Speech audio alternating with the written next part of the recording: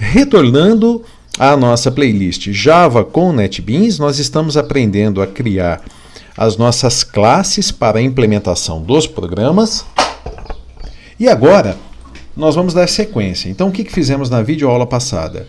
Nós iniciamos o nosso projeto com a construção quase que automática pelo NetBeans da classe criando classe 01, que possui o public static void main, nosso método principal, e demos um clique direito aqui no nosso pacote, executamos o comando novo classe Java, demos o nome pessoa e começamos a construir a nossa classe, o nosso tipo, vamos assim dizer. E eu digo que toda pessoa tem nome.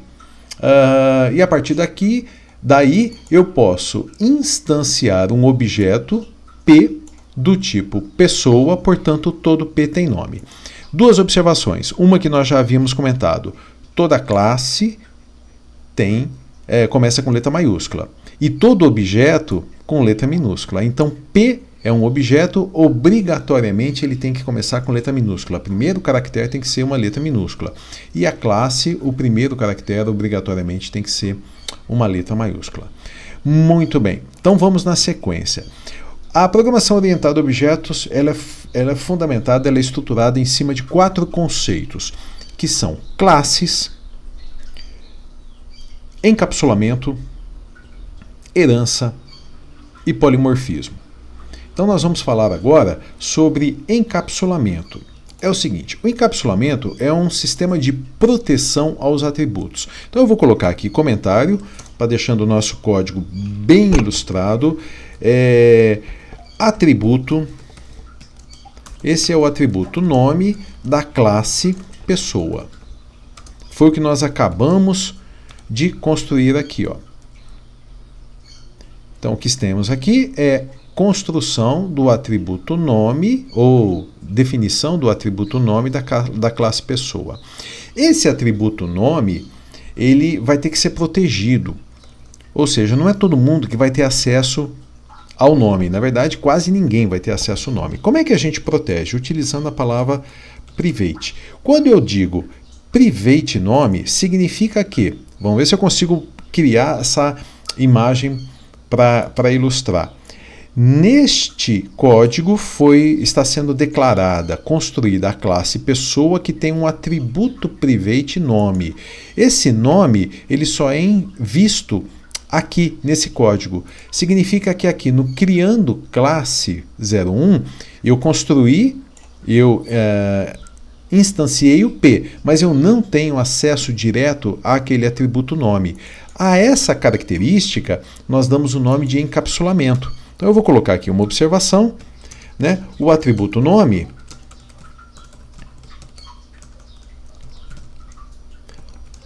é definido como private. Então ele é definido como private. Ou seja, isso daqui é um comentário de várias linhas, né? Então eu posso ir fazendo assim. Ele está encapsulado e não pode ser acessado diretamente em outras partes do código.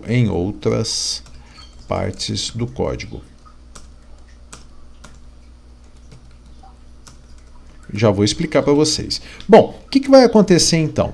Existem duas ações que nós podemos executar com o nome. Nós podemos atribuir um valor para nome ou nós podemos resgatar, obter o conteúdo deste atributo nome. Isso se faz por meio de 2 métodos. Então, vamos fazer o seguinte, ó, eu seleciono o nome, eu vou em inserir código, e aí uma lista nos é apresentada. E o que nós queremos é isso aqui, ó, são os getters and setters. O NetBeans nos pergunta de quem que nós queremos criar. Lembre-se, estamos inserindo o código e aqui automaticamente o NetBeans criou 2 métodos. O método getNome, que retorna o nome, ou seja, quando eu quiser saber qual é o conteúdo armazenado na variável, ou melhor, no atributo nome, nós vamos utilizar getNome.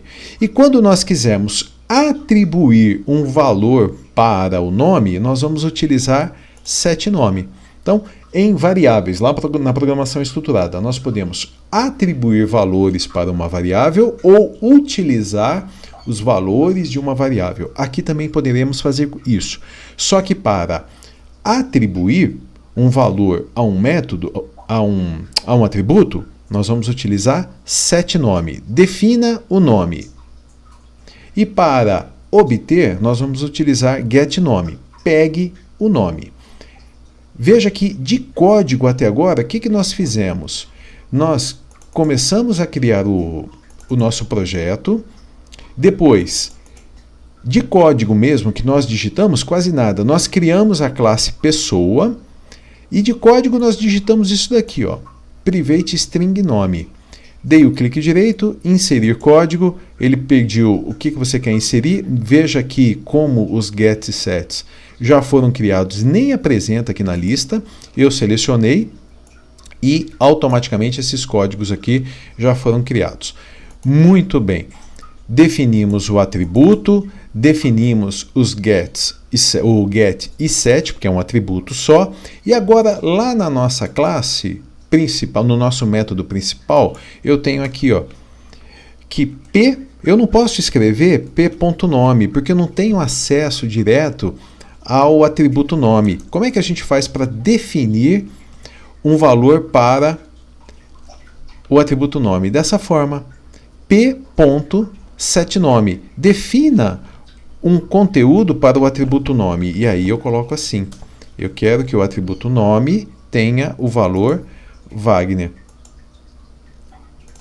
Executei e veja que nada aconteceu, porque eu não mandei apresentar nada. Eu apenas instanciei um objeto P, que é do tipo pessoa.